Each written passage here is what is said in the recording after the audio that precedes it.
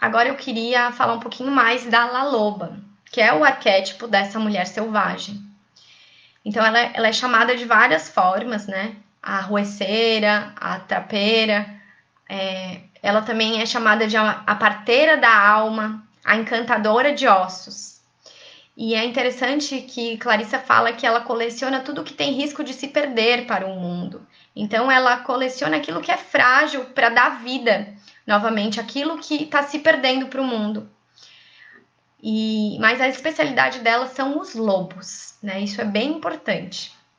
Que é esse animal realmente mais instintivo, selvagem, que anda numa alcateia. Então, lembrando também da importância das mulheres, como mulheres lobas, de terem uma turma, de terem um grupo, um círculo de mulheres. Né? A alcateia é o conjunto de lobos. E La Loba é esse arquétipo primordial e super antigo que a gente desperta quando a gente começa a lidar e a buscar esse nosso self instintivo, né? E a partir do contato com La Loba, a gente se abre para esse mundo, para essa memória ancestral, para esse mundo arquetípico, né, dos arquétipos, que trazem essa energia primordial, nos conectando com algo que vai além só da nossa consciência individual. Os símbolos são imagens, né? São ideias que se comunicam com o nosso inconsciente coletivo, com o nosso inconsciente individual e também com o inconsciente coletivo.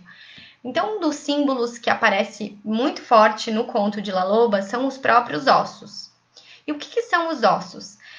É a força indestrutível da nossa alma. É aquilo que, mesmo depois de morto, permanece. Mesmo uma mulher que está quase sem nenhuma força vital, sem nenhuma energia instintiva, sem contato com essa mulher selvagem, lá no fundo dos seus ossos, ela guarda essa energia da mulher selvagem, né? Ela guarda essa força instintiva.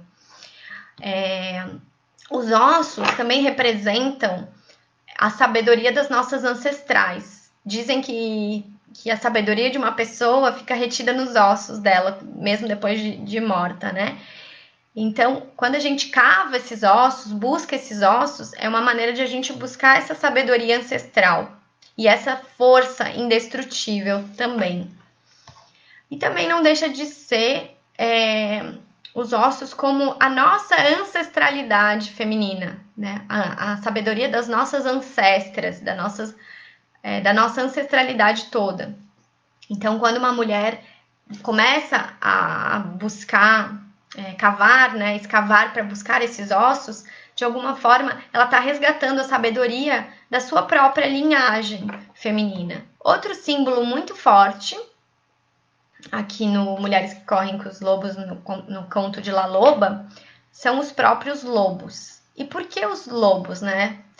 Porque os lobos são essa espécie que traz muito essa capacidade instintiva de farejar, de ouvir. Então, Clarissa compara muitas vezes a mulher com os lobos. As mulheres saudáveis se parecem com os lobos, né? Gostam de estar em grupo, têm um instinto mais selvagem, mais animalesco, mas porém também conseguem ser brincalhonas, né? Em alguns capítulos ela traz a mensagem dos lobos, né? E aí eu queria ler aqui na página 44 que a história de La Loba descreve sua casa como aquele lugar no tempo no qual o espírito das mulheres e o espírito dos lobos se encontram. O lugar onde a mente e os instintos se misturam, onde a vida profunda da mulher embasa sua vida rotineira. Então, o lobo, a mulher lobo é aquela que, apesar de viver uma vida cotidiana, pode ser a vida mais normal, uma vida de escritório, uma vida de casa, né, de esposa, de mãe, de filha, mas ela consegue manter a conexão com o seu self instintivo, né, com esse instinto da mulher selvagem, mesmo na vida rotineira. Então, é a conexão entre o self, esse instinto selvagem, a sua essência, e o ego, né, esse papel que ela desempenha na vida. Outra coisa que é bem interessante aqui, que ela fala no conto, é que o lobo começa a se encher de carne e pelo, né? E o pelo, eu fiz uma reflexão bem interessante. O que são os pelos, né? O pelo tem uma função biológica nos animais, que é perceber se tem algum perigo, né? Quando ele fica bravo, o pelo fica eriçado, né? Enfim. Então, os nossos pelos também têm uma função. Então, quais são as primeiras coisas que nascem? Os músculos, a carne, né, nesse lobo, e o pelo. O pelo como esse alarme do instinto. E o que nós fazemos com os nossos pelos? Nós mulheres fazemos com os nossos pelos, né? A gente se depila, a gente pinta os cabelos, a gente passa cremes antifrizz, né? Então, tudo isso de alguma forma, quando eu li, eu fiquei pensando, trazendo essa analogia de como a gente quer dominar o nosso instinto selvagem, né? Através domando, né, esses pelos que a gente tem no corpo e que são naturais e têm uma função. Então, fica aí uma reflexão. Como que você tem domado os seus próprios pelos? Como que é para você ser uma mulher selvagem? Eu, por exemplo, meu cabelo, ele é bem ondulado, ele tem bastante frizz, né? E muitas vezes eu me vejo, ai meu Deus, tô descabelada, inclusive hoje pra live eu falei, vou deixar assim mesmo descabelada, né? Então, é isso, essa mulher selvagem, ela muitas vezes é descabelada também. Ela tem essa coisa mais instintiva, mas não uma coisa certinha e arrumadinha, né? Assim como os lobos que correm soltos, os lobos que correm soltos, eles não conseguem manter os pelos sempre arrumadinhos, né? Enfim, então, os pelos como esse faro, né? Esse instinto. Outro símbolo muito forte é a da própria La Loba, que é uma anciã. Ela é uma velha sábia, que ela não é muito sociável, como fala aqui no conto, né? Ela não fica no meio de muitas pessoas. Então, é esse arquétipo realmente da anciã, que sabe selecionar, sabe ter o seu silêncio, seu momento consigo, a sabedoria. Mas a gente também tem na nossa sociedade uma certa depreciação a gente tem uma certa depreciação desse arquétipo da anciã. A gente olha muito mais pelo lado pejorativo, estereotipado, né? O estereótipo como esse lado negativo, deturpado do arquétipo. Então, a gente tem medo da morte, a gente não quer envelhecer. Novamente falando dos cabelos, né? A gente pinta os nossos cabelos, não deixa os brancos virem. A gente vê a velhice como uma forma de diminuição da vitalidade, da força vital, a perda da beleza. A gente conecta com esse lado estereotipado do arquétipo, né?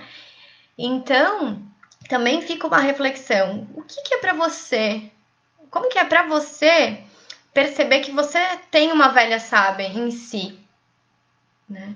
Como é para você o arquétipo da sábia? Você tem deixado vir à tona? Você tem lidado com a morte, né? Com as suas mortes internas? Então, fica também aí uma reflexão. O cenário é um deserto.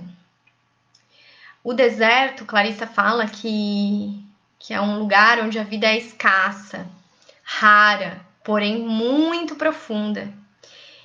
E que as flores, né, a vegetação no deserto, ela espera aquela gotinha de água, ela fica lá esperando a espreita daquela única gota de água que vai fazer ela florescer.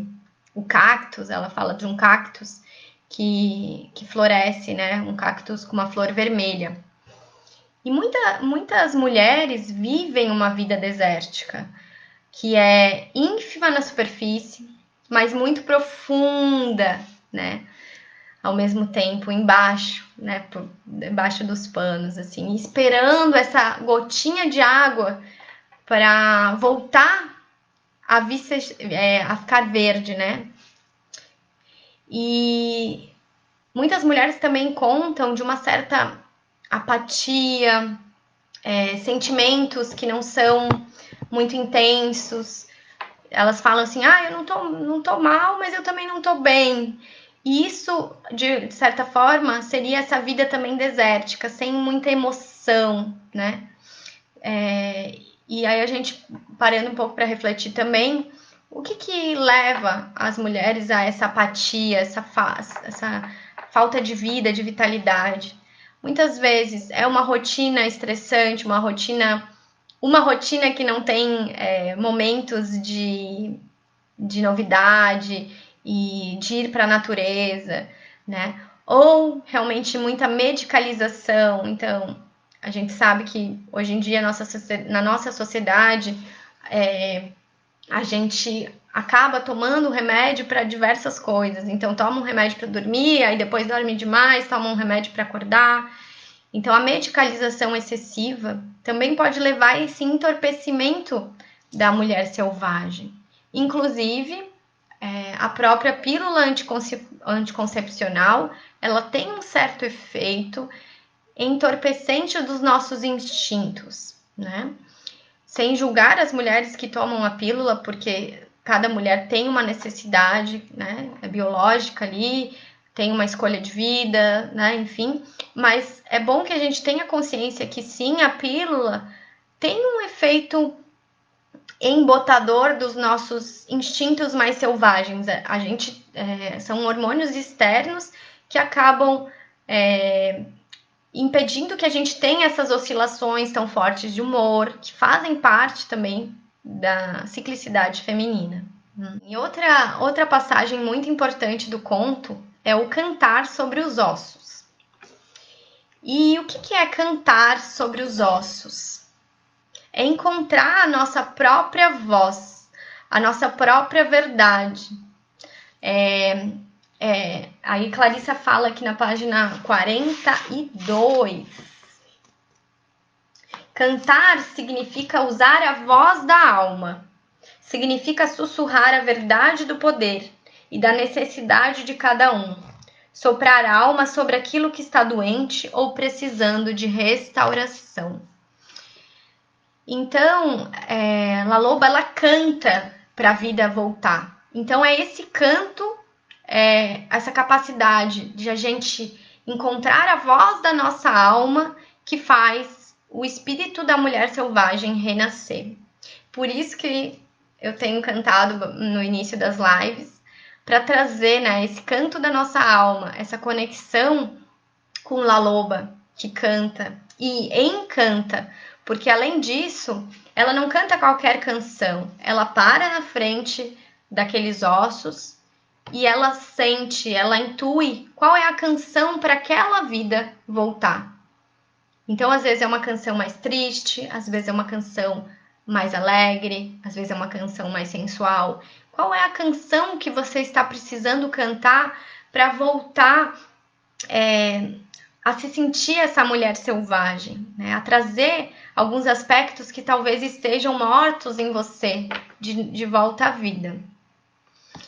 E Clarissa também fala que La Loba, ela canta a partir das profundezas dos seus ovários, trazendo essa força lá de dentro. Não é um canto só da garganta para cima, ela traz lá das profundezas das suas vísceras esse canto de vida. O que seria esse cantar para você? O que você precisa fazer na sua vida para se sentir novamente viva, né? Para trazer essa potência, esse desejo de viver. E aí ela também fala, como eu já mencionei, a respeito do cactus com a flor vermelha, que seria essa esperança, essa capacidade de ver que o milagre é possível, que muitas mulheres se prendem a essa última esperança, né, para voltar a se sentir viva, voltar a se sentir com energia vital para ir em busca dos seus sonhos e deixar um pouco de lado esses papéis sociais que muitas vezes a aprisionam, né? E continuar caminhando no deserto. Clarissa fala ali de que às vezes num deserto, a gente anda um raio de 500 quilômetros e não acha nada. Mas se a gente andar mais 1 quilômetro, 501 quilômetros no deserto, nesse último 1 quilômetro a gente vai encontrar uma casinha velha e que a La Loba está lá à espera de nós. Então, se a gente persistir, a gente consegue encontrar com La Loba e reavivar o espírito da mulher selvagem em nós. Outro símbolo bastante forte aqui é o ato de escavar. Então, La Loba, ela vai buscando esses ossos no meio do deserto e às vezes ela tem que escavar lá no fundo para encontrar um osso. Não é um trabalho fácil, né? Ela não acha só ali na superfície.